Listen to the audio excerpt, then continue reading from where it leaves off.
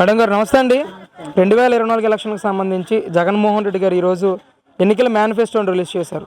అందులో ప్రధానంగా విశాఖపట్నం రాజధానిగా చేస్తాను, పరిపాలనా రాజధానిగా చేస్తానడం కానీ, కర్నూలుని న్యాయ రాజధాని కానీ, ఈరోజు అమరావతిని శాసన రాజధానిగా చేసి తీరుతానని చెప్పేసి కూడా ఆ ఎన్నికల మేనిఫెస్టోలో పొందుపరచడాన్ని ఒక రాజధానికి సంబంధించిన మహిళా రైతుగా ఏ విధంగా చూస్తారు?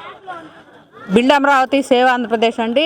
ఈ ముఖ్యమంత్రిని నమ్మే స్థితిలో అయితే ఈ రాష్ట్రం లేదు. ఎప్పుడైతే అమరావతి రైతుల మీద తొలిసారి ఉక్కుపాదం మోపాడు, అదేవిధంగా రాష్ట్ర వ్యాప్తంగా కీలేరికి వాత పెట్టడం అని చెప్పి జనానికి అందరికీ 10 రూపాయలు ఇచ్చి 100 రూపాయలు కాజేస్తున్నాడు. ఈ ముఖ్యమంత్రి పద్ధతి అనేది గమనిస్తున్నారు. ప్రజలు చాలా అవేర్నెస్గా ఉన్నారు. ఇప్పుడు ఎలక్షన్ మేనిఫెస్టోలో వచ్చేసి నువ్వు 3 రాజధానులు చేస్తానన్నావు, బాగానే ఉంది. మరి భూ కబ్జాలు చేసి వైజాగ్లో ఎంత దోచుకున్నావో సరిపోయింది. అక్కడ మరి రాజధానికి యాక్సెప్ట్ చేస్తున్నావు, పరిపాలనా రాజధాని, నేను అక్కడే ప్రమాణ స్వీకారం చేస్తాను అని చెప్పి ఒక వాగ్దానం చేస్తున్నావు. మరి రాయలసీమ బిడ్డ పులిబిడ్డ, రాయలసీమ పులివెందల పులిబిడ్డ, ఆ పులిబిడ్డ రాయలసీమకు నువ్వు చేసిన న్యాయం ఏంది? కర్నూలు న్యాయ రాజధాని చేస్తా అన్నావు. ఇంతవరకు ఒక్క అంగుళం కూడా ఏదైనా సరే ఒక ఇది చేసినట్టు మీకు దాఖలాలు ఉన్నాయా? కర్నూలు న్యాయ రాజధాని చేయలేవు, మరి అమరావతిని యాక్సెప్ట్ చేయలేదు. ఓన్లీ వైజాగ్ రాజధాని. వైజాగ్ రాజధాని ఎందుకంటే అక్కడ అప్పనంగా భూములన్నీ కాజేసి దోచుకొని అక్కడ దాచిపెట్టావు. సముద్ర పొడ్డు నన్ను ఎవరు పట్టించుకోరు, నేను ఇక్కడి నుంచి ఎటైనా పరారవ్వచ్చు, మరి సముద్రపు మార్గంగానని చెప్పి ఒక ఇది చేసుకొని నువ్వు దాచుకున్న డబ్బు అన్నీ అక్కడ దోచుకున్నవన్నీ కూడా అక్కడి నుంచి అటు తరలించడానికి సిద్ధపడ్డావు. నిన్ను ఇప్పుడు నమ్మే పరిస్థితుల్లో జనం అయితే లేరు. ఇప్పుడు ఏమొద్దు కానీ నీ సొంత చెల్లెళ్ళకు న్యాయం చెయ్యి. మనకు ఒకటి అలవాటు ఉంది, ప్రతి ఎలక్షన్కి ఒకళ్ళని లేపేసే ఇది ఉంది. ఆ లేపేసే ఇదిలో పాపం ఫస్ట్ తండ్రిని అడ్డు పెట్టుకొని నేను తండ్రి లేని బిడ్డని అని చెప్పేసి ఆ తండ్రి లేని బిడ్డ అప్పుడు ఆ ఎలక్షన్లో పోటీ చేశావు. సరే అప్పుడు నమ్మలా నీ పరిస్థితి. మళ్ళీ తర్వాత నెక్స్ట్ ఎలక్షన్కి వచ్చేసరికి బాబాయి కోడికత్తి డ్రామా, ఆ డ్రామా ఆడినప్పుడు పాపం నమ్మారు. నిజమే, మరి నారాసుర రక్త చరిత్రని పెద్ద ఇంత కత్తి పెట్టి నువ్వు నీ సాక్షి మీడియాలో ట్రోల్ చేస్తే నమ్మారు. నిజమే కావాలి, మరి అలానే చేశారు కావాలని చెప్పి నమ్మారు. నమ్మిని నీకు ఓటేసి నిన్ను గెలిపించారు. నిన్ను గెలిపించినప్పుడు నీ సొంత చెల్లెళ్ళు కూడా నీ యొక్క మరకలను అనేది నీకు ఓటేయొద్దు, నిన్ను ఓడెచ్చమని కంకణం కట్టుకున్నారు. అదేవిధంగా రాజధానిలో గ్రామాల్లో కూడా ప్రతి ఒక్కళ్ళం కూడా మేము కంకణం కట్టుకొని రాష్ట్ర వ్యాప్తంగా తిరిగి వైసీపీని తొదముట్టించడానికి సిద్ధపడే బయలుదేరాము.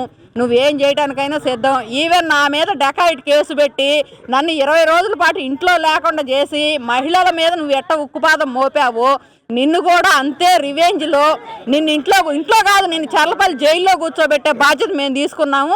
అమరావతి రైతులంగా కూడా ప్రతి ఊరు ప్రతి గడప తిరిగి నాయకులు వస్తే రోడ్ షోలు చేస్తారేమో అని చెప్పి మేము కంకణం కట్టుకొని అమరావతి రైతులు ఇంటింటికి తిరిగి వాళ్ళ అమరావతి ఆవశ్యకతను తెలియజేసి అమరావతికి మద్దతు కోవడం జరిగింది.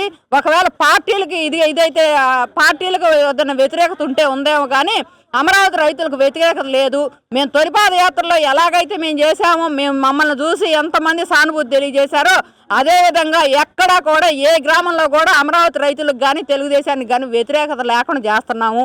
ఈవెన్ న్యూట్రల్గా ఉండాలని కూడా వాళ్ళని మేము పడ్డ బాధలు చూశారు, మమ్మల్ని ఏ విధంగా హింసించారో మీరు చూశారని చెప్పి మేము మాట్లాడటం జరిగింది. వాళ్ళు కూడా మీకే ఓటేస్తాం, మీ అమరావతి కోసమైనా సరే ఇవాళ మేము పార్టీలు మరి ఓటేస్తామని చాలామంది వాగ్దానాలు చేశారు.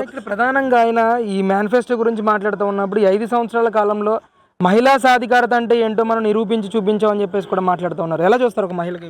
నేను మాట తప్పను మడం తిప్పను అన్నాడమ్మా. ఇప్పుడు దాకా మాట తప్పింది మాట తిప్పింది మడము, ఆ విధంగా చేసుకొచ్చిన ఈ ముఖ్యమంత్రి నమ్మే పరిస్థితుల్లో జనం లేరు. మహిళా సాధికారత అంటే ఏం చేశావు? మద్యపాన నిషేధంలో మహిళా సాధికారత దానిలోనే సాధిస్తామన్నావు. మద్యపాన నిషేధం ఎక్కడ చేశావు? ఎక్కడా చరిత్రలో ప్రపంచంలో ఎక్కడా లేని విధంగా మద్యం తాగే వాళ్ళని కూడా తాకట్టు పెట్టి అప్పులు తీసుకొచ్చిన గనుడు నువ్వు. నీ ఘనత అంతరికి రాష్ట్ర వ్యాప్తంగా తెలుస్తుంది. పాపం ఇప్పుడు ఏదన్నా నీ వైసీపీ వాళ్ళు ఏదన్నా న్యూట్రల్గా ఉండి మేము పార్టీ మారితే బాగోదనని మెదలకుండా కూర్చున్నా సైలెంట్గా మాకు చేసిన వాగ్దానం అయితే రాజకీయ నాయకుడికి అయితే మేమేం చెప్పలేం, కానీ రైతులుగా మీకు వాగ్దానం చేస్తున్నామని చెప్పి మహిళలు ఓన్లీ రాజధాని మహిళలు ఎంచుకుంది ఏంటంటే ప్రతి ఇంటి మహిళని బయటికి తీసుకొచ్చి మాట్లాడించాలని ఒక కాన్సెప్ట్తో బయలుదేరాము. దాదాపు 20 రోజుల నుంచి మేము ఈ విధంగా చేస్తుంటే మాకు అపూర్వ స్పందన వచ్చింది. మమ్మల్ని ఇంకా వేరే ప్రాంతాలకు రమ్మని కూడా ఇన్వైట్ చేస్తున్నారు. ప్రతి నియోజకవర్గంలో కూడా కొన్ని రోజులు మా శాయశక్తులా కృషి చేయడానికి అమరావతి రైతులు కంకణం కట్టుకున్నాము.